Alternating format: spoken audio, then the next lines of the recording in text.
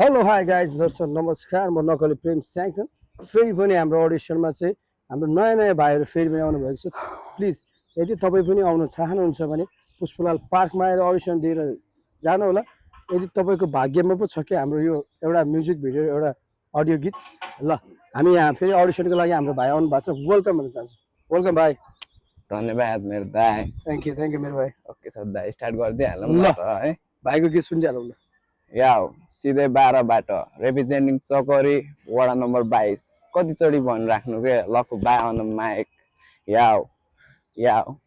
महु विषालु सर्पको किङ कोब्रा बाउ ए जारे पाते फुच्चे मेरो अगाडि न आऊ फेरि देखाइदिन्छु तेरो बाउको नि बाउ फेरि देखाइदिन्छु तेरो बाउको नि बाउ ह्याट छोड दे मुजी अब यस्तो कुरा बरु शौच तलाई ब्रा पेन्टी लाउँदा बरु शौच तलाई ब्रा पेन्टी लाउँदा भुलिदिन्छु दुनियाँ तोपले छोको छैन मलाई कुनै रोग सोकले ह्याट छोड दे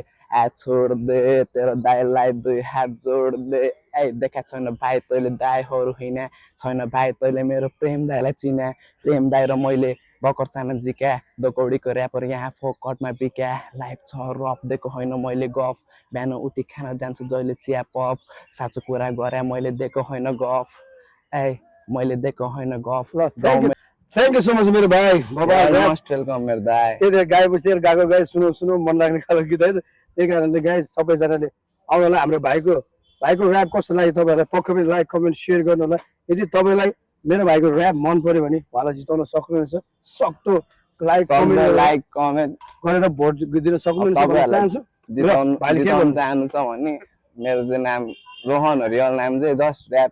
ऱ्यापको अब नाम चाहिँ लक हो कि अब मेरो घर चाहिँ यहीँ अमलेशगञ्ज चकरी हो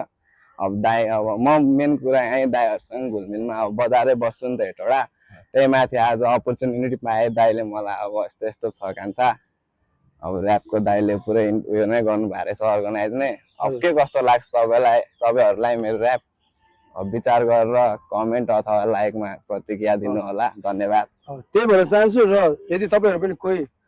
गीत रेकर्डिङ गर्न भिडियो कम्पिटिसनमा आउनु सक्नुहुन्छ सबैलाई यो ऱ्यापको दुनियाँमा सबैजनालाई खुल्ला मैदानमा आउनु सबैजना भिडौँ थ्याङ्क यू